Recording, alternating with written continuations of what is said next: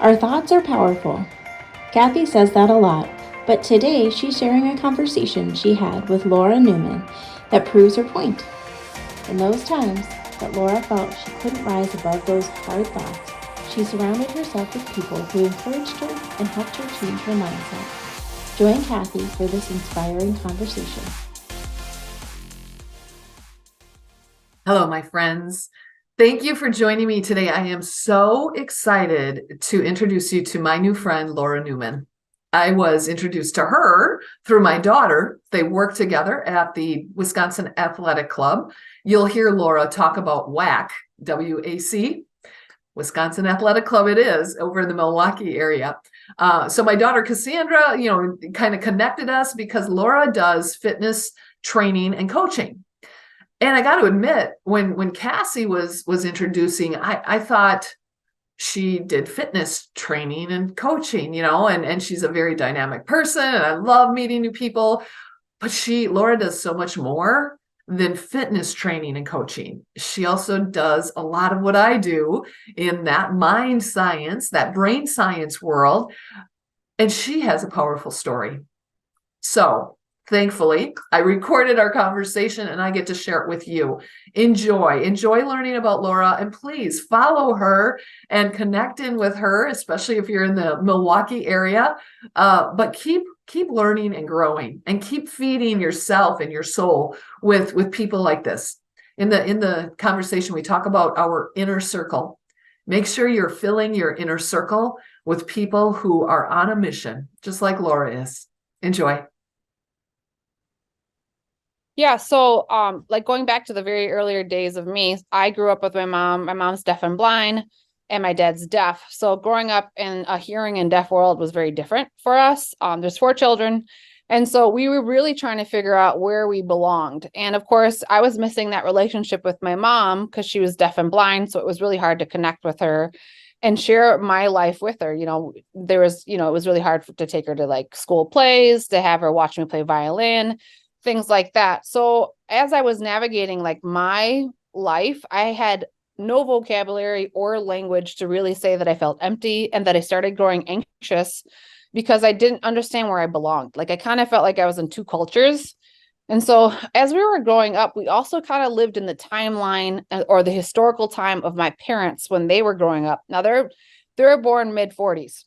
And so at that time, they were really, the culture and the social systems weren't really, they weren't necessarily attuned to making sure that people in the deaf and deafblind culture had access to education. So they kind of sat in the back of the classroom with no interpreters, or they just didn't have the resources or the connections, because their parents were my grandparents on my dad's side is deaf, but on my mom's side, they were hearing.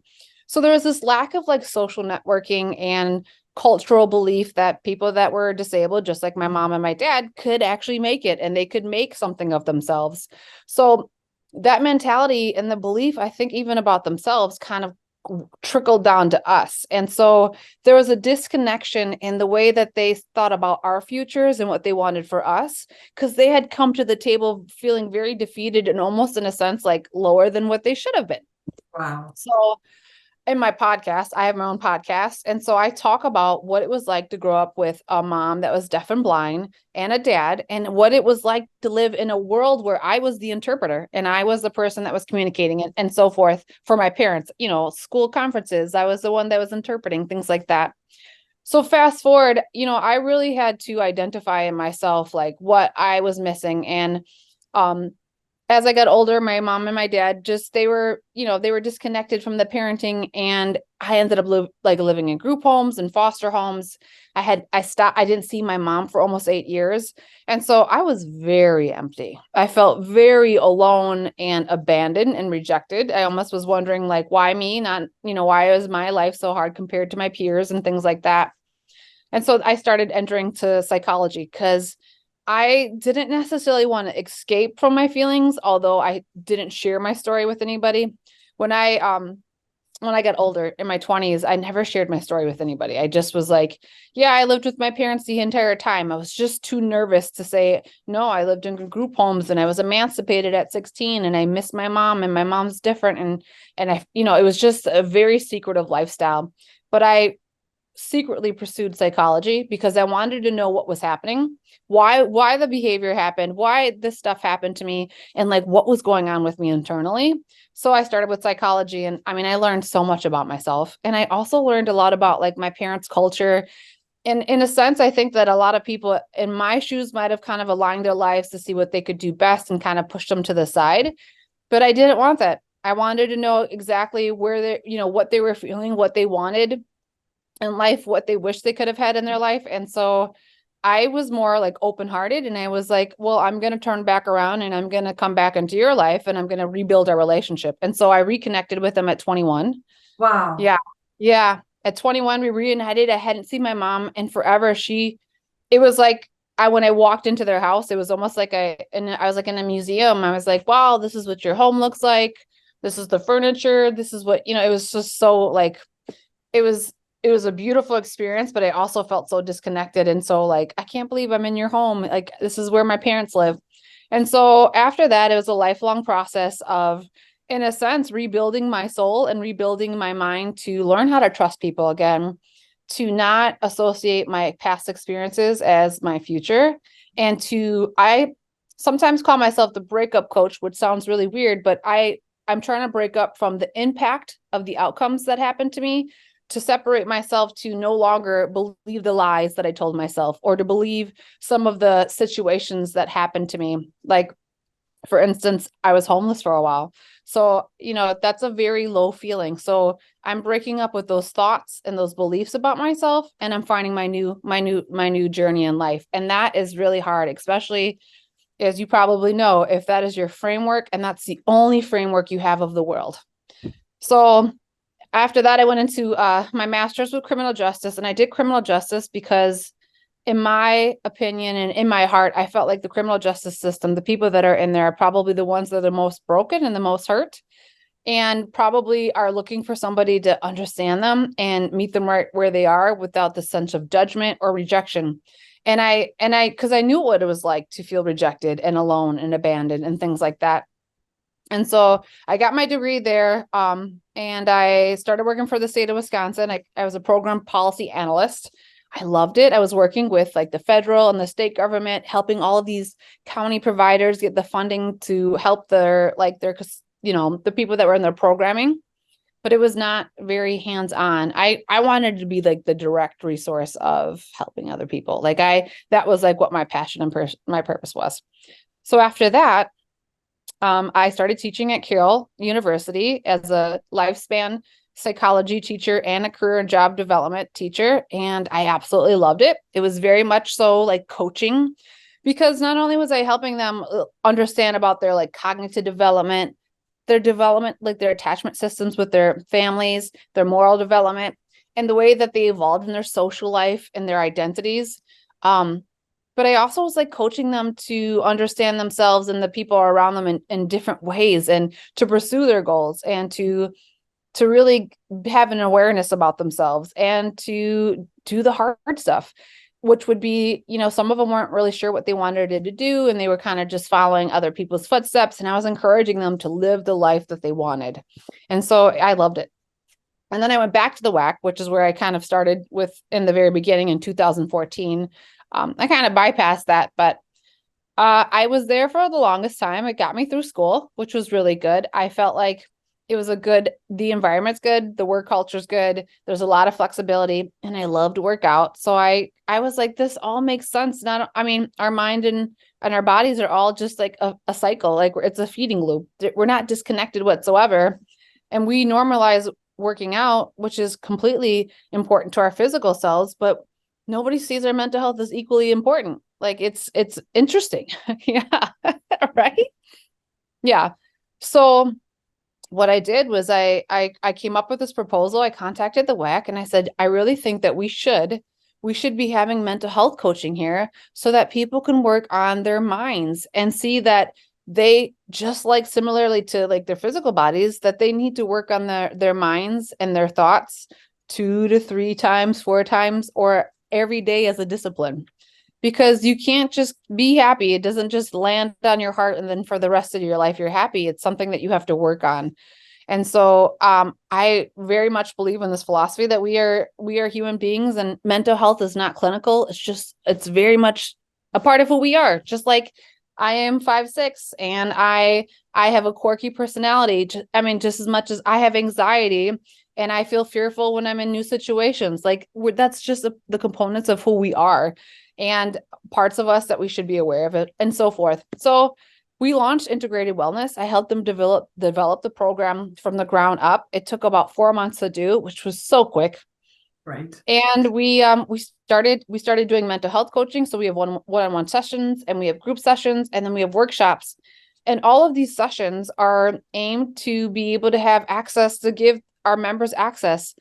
As far as like one-on-one, it might be a lot more easier for somebody to kind of meet with me personally one-on-one. Group sessions are like more community oriented. There's other people that have been in similar situations. You're looking for that social connection. And then workshops is just like a quick, I mean, it's not quick, but a very condensed, lots of content, lots of working through things in a short period of time to really get to the root of everything and get all these tools. And so we've been doing that since March of 2023. And I absolutely love it. And when I first talked about it with all of the leaders, I was like, this is really a dream for me, because I know that I'm going to be meeting people that are not necessarily in the criminal justice system, but the people that are struggling every day in their lives that are not yet quite there. So this is more preventative than anything else. And I'm not saying that people that have mental health issues end up in the systems, but what I'm saying is when we're lost and we're alone and we don't have the resources or the tools, sometimes some of our very basic anxiety can translate to bigger, deeper issues into a psychosis later on. So it's like, let's just meet people exactly where we are, because we all share the mental health, and let's give them the resources right here in the club where they feel safe already, where this is just very everyday stuff. I work out all the time, so I might as well come and meet with Laura to talk to her about my mental health. It all makes sense. Okay, so that's the WAC, yeah. Wisconsin Athletic Club, and in the Milwaukee area, you're not a physical fitness trainer. No, I do both. Yeah. Oh, you do them both. Okay, I'm fascinated by this. I love this because you're so talking my world. But I love how you created your current job, right? You had this vision for it. Talk to me too about how did you even think this vision? How did you think differently to come up with this really unique solution? Yeah. Well, I mean, this isn't my like idea in a sense. With all of my studying that I did in my master's degree, I really looked at the way that our physical and our mental health bodies were like correlated together. And so in the academic world, this is all they ever talk about, how exercise and how other things that are physical activity affect our minds, and then how our minds can also affect our physical bodies. So through all of my research, I was like, I knew this was like a true factor, but because I was very much in tune to my physical exercise, as I known it to be in my own life as a healing therapy, all of my trauma, everything that I had been through, I knew that anytime I felt dysregulated and or had a really hard class, I would go work out, because some of these classes would be triggering for my own trauma. So I already had like read about it. And then I also had already been practicing it, before I even knew that that's what I was doing.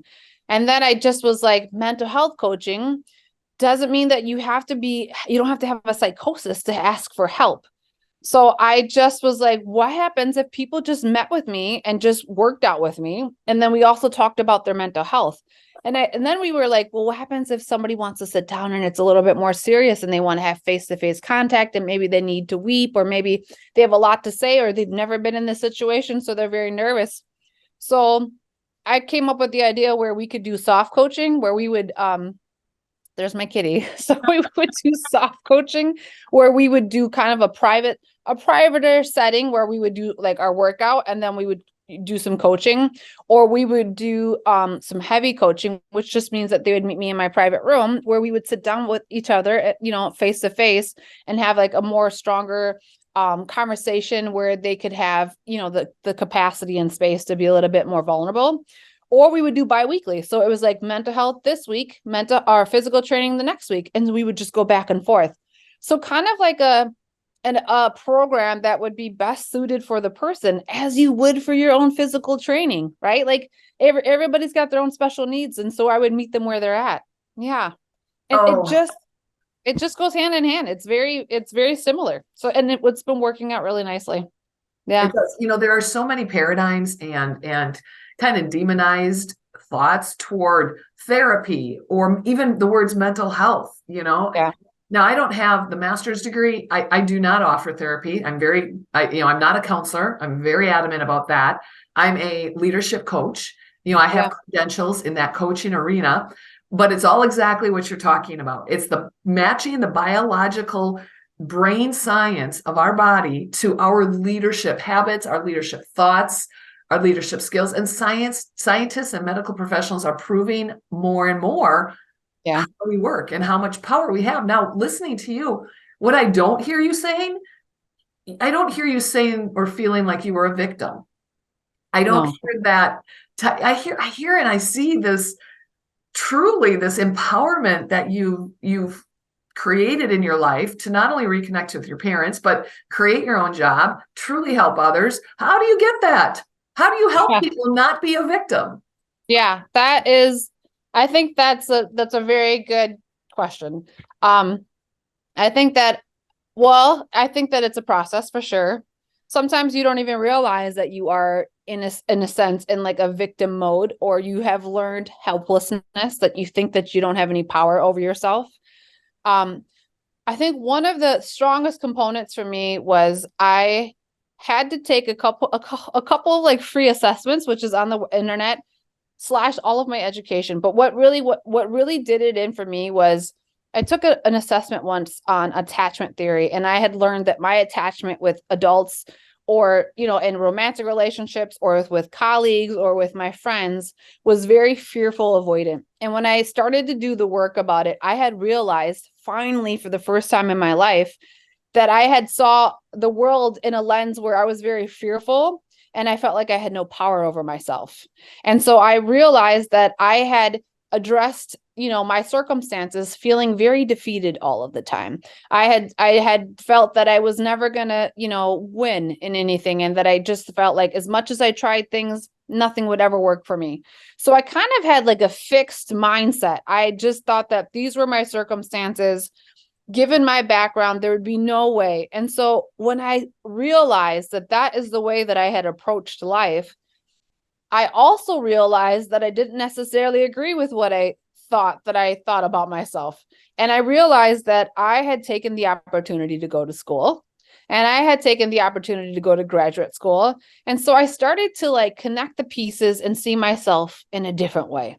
And so while I was working on my lens and no longer believing in the story that I told myself, that I was going to never be able to achieve my dreams, and that I was second best, and that I was not like the others. I didn't have the family structure that everybody else had. I never had the support that I wish I had. I had to believe and celebrate the triumphs that I did have, and then recognize how hard I was working and where I was evolving. And so this victim mentality, or this feeling of learned helplessness, sometimes we don't even realize that we have that understanding of ourselves or the way that we operate in the world. But I will say that I also, a lot of the reason why I am not the way I am, I will have to say, is because of the help of other people. I always say it was a community of people that helped me. There's no way in my life that I would be as loving and giving and caring and hopeful and very determined to reach my dreams without the help of other people that have planted seeds in my life, which meant that I had to be open and willing to listen. And so people have just kind of strung me along the way and said, hey, here are some of the things that I see about yourself. You've got great strengths.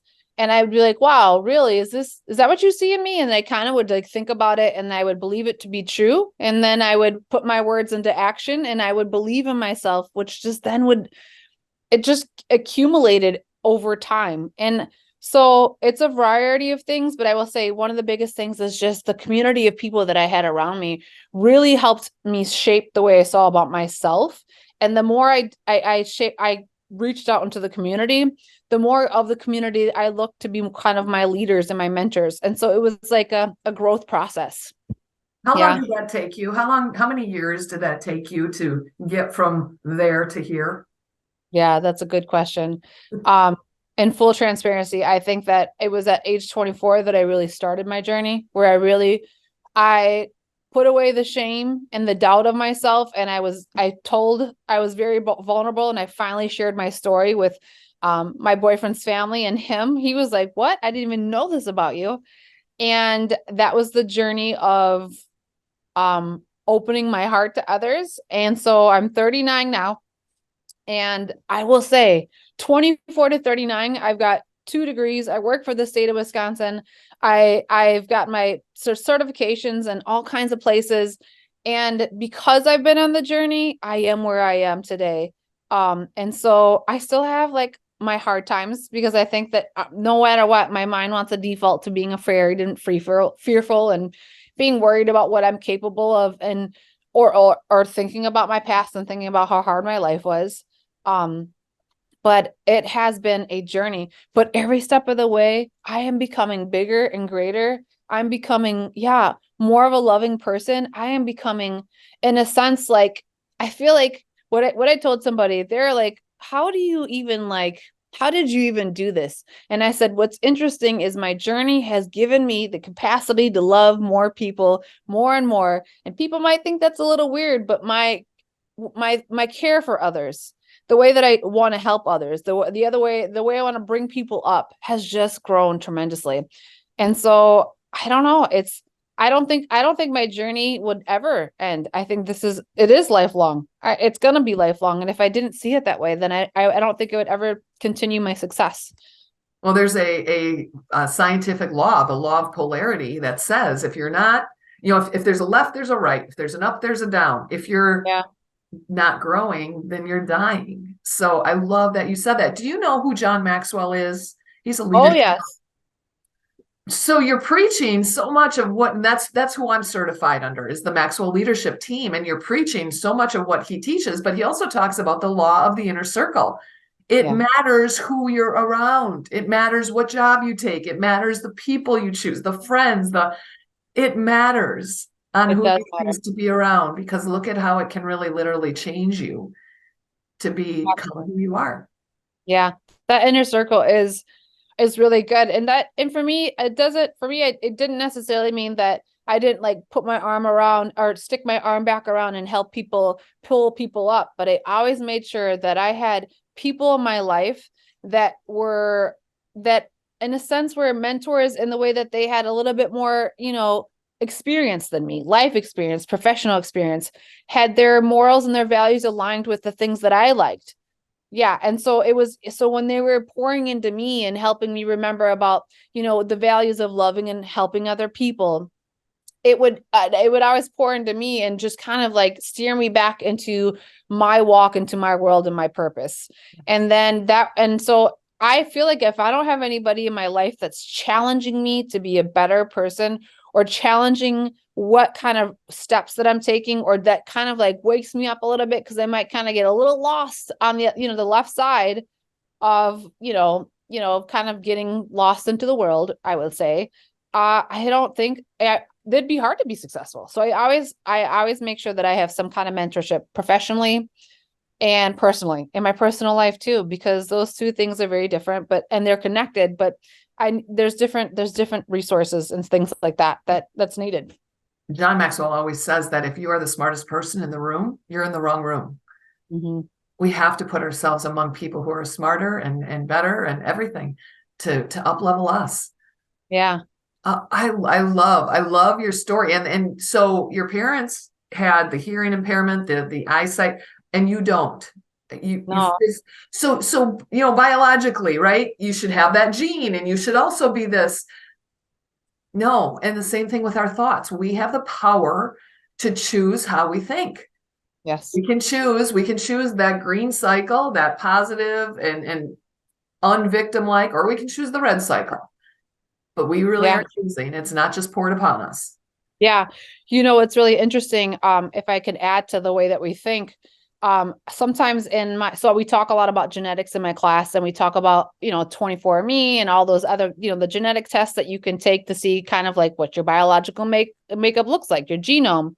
And so sometimes I explain to, my students whether or not they're going to take that test or not, is that I say, you have to also be forewarned that if you were to take a test and you were to see something on that test, you might make that your destiny and give up. Let's say you have a gene for a chronic illness, you're more susceptible to it. You might see that gene and just decide that this is just your path, this is your life, and then live your life according to that, not making those decisions yourself and thinking for yourself and making all of the decisions as if you've never even knew that was going to be your destiny. So yeah, you really have to, use you have to trust that your mind and the way that your choices are going to be to determine your life. And so there's Craig Groeschel, who's a pastor, but he says that you lived a life and you're in the direction of your strongest thoughts. Yes. And I'm like, Yes. yeah. I just heard at church on Sunday, they were talking about Psalms 23. Though I walk through the valley of the shadow of death, he said, do not let an event create your identity. Yeah. Walking through the valley is just the event, but that's not who you are. That doesn't have to be your identity. And it goes right in line with how we think and powerful stuff. If we can really grab a hold, it's not just a cool picture or a cool idea. I mean, there's some power behind the thoughts that we choose. You're absolutely right. Your thoughts are so powerful, and we don't realize that they are like the direction that we're living until we're like aware of like, wow, I didn't realize this is the way I've been thinking, and this is kind of why I feel so stuck or I feel so hopeless. Yes. Yeah, and to that valley analogy, I mean, on the other side, on the sides of that valley are mountains, so you eventually come back up. So yeah, so you have to remember that too. And that's what he talked about. He said, think about a valley is between two mountains. You came down one and you're going to go back up another one. So yeah, count it a blessing. And I was talking to somebody the other day and I showed them a picture with two mountains and a valley. And in the valley, very commonly, is this river. And I asked her, I said, what do you see when you see this picture? And she's like, oh, look at the water, because the blue just stands out amongst the brown mountains. And she focused in on the valley. And she's like, it kind of makes me just want to stay in the river. And, climbing back up that mountain is hard and it's dangerous and people die from climbing up the mountains. And then I flipped it and I said, hold on, that's the valley. Do you really want to stay in a valley? Do you really think the valley is beautiful? Yeah, I get it. I get it visually. And probably there's some serenity to being on the water, but we have to climb. We're built to climb that mountain, to get back up onto the top of who we are. Absolutely. Yeah, absolutely. So what's your next adventure? Well, I mean, you're in a job you're loving, you're creating these opportunities to feed into people. Yeah. What's next? So I'm so glad that you asked me this, because I don't get to share this a lot with anybody, but for the longest time I was thinking about writing a book kind of just about my life, but I have, since I have my podcast and I talk about my life, I was thinking, because I especially love helping women and I especially love using like verses and God to like steer the way, because I know that I can only take somebody so far and that it's him that's working through me. It's not me. It's like not my good deeds. Right. I was thinking about maybe, I don't know if it would be online or if it would be in person, but I was thinking about helping women that have been struck by trauma or have had really hard relationships or just are feeling really down. I like a women's ministry where I would help them understand the way that they're thinking, their mental health, and some of that like attachment theory that I was talking about, so that they have this awareness, and then using like biblical principles and like verses, as like renewing your mind. Like, this is why he says this. This is why you have to renew your mind. So like a women's ministry. And in my mind, when I say that, I'm like, I don't know. But then I'm like, I am fully capable. So that would be, that is, for me, is like the ultimate dream. And I feel like I just started feeling this way in the last couple of months. But it's been on my heart. And I feel like this is something that I would be really good at. And for the women to get closer or to find God, that for me is like, that's the best thing you could ever do. So that's my next steps. Okay, so here, Laura, let me just think differently here with you, because the people who do have trauma, the people who do have maybe a medically diagnosed something, they're going to be in the system, right? They're going to be looking for help. They're going to be directed toward ministries. But how many women are out there that are quote unquote normal, or not sharing their story, not sharing their fear, not sharing their anxiety, trying to just keep pushing Yeah. through your tools, the ministries, the podcast, the whatever, you're going to touch more than you ever realize, Yeah. because these people are listening and they just need a voice to be talking into them. You're that mentor. Yeah, absolutely. Yes. Yeah. For all of the listeners that are like, why I've been hiding this from the world for such a long time, or I didn't even realize that this is something that affected me, or I finally feel like somebody understands me, they get my story. Yeah, for the everybody. Um, yeah, absolutely. And so I mean, I'm pumped about that. I think that it's gonna change so many people's lives. And what a gift to see people feel empowered and to take their lives again and live their lives with this freedom and this love in their heart and living in ways that they never could. At 18, I was emancipated. I was allowed to live on my own at 16, and I worked full time.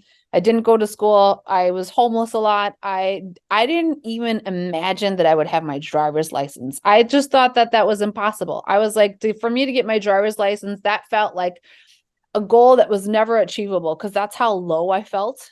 And here I am all the way on the other side of things. And I feel like, what's next? What's more? Who else can I touch? How else can I be a better leader? Where are these people? Where can I find them? How can I connect with them? And so it it is possible, very possible. Well, Yeah. when Cassie introduced me to you and kind of explained what you did, I thought, this is a fitness training center. Like, Yeah. why, Cassie, are you connecting me? I mean, working out is my thing as well. And I think being healthy is so important for the brain, but yet I didn't fully understand to have this opportunity in common areas. People going to work out are going to have just running into you, right? Just to feel your energy. They're going to have connections in ways that they weren't expecting. It's kind of like going to the grocery store and then you were saved at the grocery, Yeah. they aren't going to expect it, but what a great opportunity that is being made available to them at their fitness center. I love that. Absolutely. Yeah, an experience and something that's not even like thought of or even like possible. And here we are making the impossible possible. In unexpected places, here's this grace. In unexpected places, here's this love. In unexpected places, this is where you find you. Yeah. Okay, so tell me now, you're 39, fast forward how many years through your journey? Where are you personally? I mean, I know how you're working and what your dreams are. Are you married? Do you have kids? Are your parents still around? What are your relationships with family? Yeah, that's a good question. So I have a boyfriend, not married yet. I've been on such a pursuit for my own journey and healing that I have made myself first, which I am really like honored to say, because I think sometimes you can get caught up into the social world of the social time clock. And so I definitely want to be married. I also I have three fur babies. You saw Turbo. Turbo is like, I love Turbo. He's like the cat that does all of the cat stuff. He plays with the toys. He's like in the cat box. He's like just the cutest cat, but he's not fast at all. In fact, he's like the slowest cat ever. I'm like, come on, come on. And he's like, I'm coming. I'm coming. So Turbo, we should have called him like a snail. But anyways, yeah, we have Turbo, Leo, who's my black lab, and then we have Rodney, which is my black cat that's also blind. We got him. I know. And I was like, it just so happens that I feel like the world is just giving me like the people that need me the most and the pets that need me the most. So Love we've that. got our black cat that's blind, and then my both of my parents are still alive. Yes, absolutely. So my mom, she's doing really well. She just got back. She started going back to the Deaf and Blind Center, which is in it's in Milwaukee, and that's where she started to learn how to use the cane, how to read Braille. She had her kids. She was on this long track of, kind of working with her own depression and her mental health and things like that. She went back to the Deaf and Blind Center in her early 70s. and she like relearned how to use her cane, kind of relearned the independent skills that normally we kind of take for granted, like making a peanut butter sandwich and walking around the house and things like that. And then my dad's doing really good too. He's retired. He plays golf a lot, and I picked up golf about 6 years ago. So in the summers and spring, we play golf at least one time a week. Yeah, it's really cool. And then my siblings, I've got 3 siblings, 2 brothers and 1 sister. They all have families and they're doing really well. And so we're all in Wisconsin, very close. So we're tight knitted. We see each other quite frequently. I mean, we're like 30 minutes away. I definitely call all of them all the time. I'm very family oriented. Yeah, I'm very family oriented. I think I hang out with my family more than I do my friends, but it's just because I love them so much. So yeah, we're very well connected. And yeah, I will say I look at my family now and I'm just like, I can't believe where we are. It felt so broken a long time ago. I could probably cry about this. We felt so broken a long time ago. I didn't even know that we would be capable to be a family that came together in holidays. And here we are. And my mom, I always talk about, she just had a really hard time loving us as we were growing up. She just didn't know how to show affection. And she had substance abuse issues and things like that. So we were very disconnected from her. And then, fast forward in the years of my life that I never thought that I was going to have that kind of connection with my mom. She's doing things like she's saying, I love you. And she's asking me about work, and she's like touching my hair. And she's like, what do you do with your hair? And in a sense, it seems small, but for me, priceless. Just Wow. to have that relationship with her again, that I never thought that I was going to have. I didn't even think it was capable of. So I am very grateful for my family and for where we are. I treasure everything about it. So much in life we try to avoid adversity. Yeah. We try to have the pain-free type of life, right? Adversity is what creates us. And the adversity in your life, you had a choice a long time ago, and you could hold a grudge on your parents to this day. You could steer clear of them and anybody, but you chose to look at it differently and Yeah. to learn more than just make an opinion or a mindset. Yeah. Yeah, I decided for adversity to break my heart open and to love and to be open and to learn instead of making it hard and to be closed off. And I feel like without that adversity, even though it sounds very like cliche and very maybe like, oh, okay, maybe she's just saying that to say that. Without that, I don't think I would be who I am today. And I am so proud of who I am today. And so it was hard in the moment, but that is what created me. And that is why I have the best life, and, in a sense, the life that's important to me, which is friendship and love and God. And so that is what is important. Well, I thank you for leaning into the life that you had, because you are needed in the world today. People need you. The people you get to connect with, they need you. They need to hear your story. So I love how honed in you are on your mission and your Yeah. story and your theme to it all. You know exactly who you want to serve.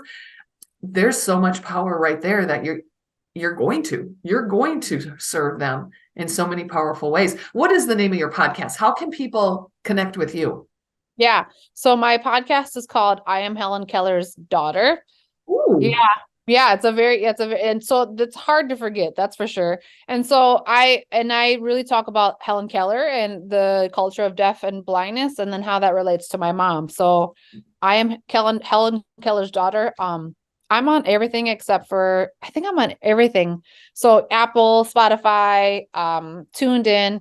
And so if you can't find me, you can just go to Buzzsprout. You type in I am Helen Keller's daughter, Buzzsprout, which is the platform that I host on. It's right there. So Oh, nice. Well, I'm definitely going to connect in and stay, yeah. connected virtually like that with you, right? To just continue, because you have a fascinating story, and you're right. You're not done growing. Life will Yeah. continue. Life is gonna always grow and evolve. Yeah. And I'm gonna be right there, just rolling with it, going with it. Yeah. Yes. Oh, thank you. Thank you for sharing with me, but thank you for leading this kind of like a new mindset in the world, to think differently about our brain and about our mind and about the biology of who we are. It's not a mental health issue. It's something we can have control over, and we can own it. Absolutely. Well, thank you for having me on here. I appreciate your time and letting me share my story.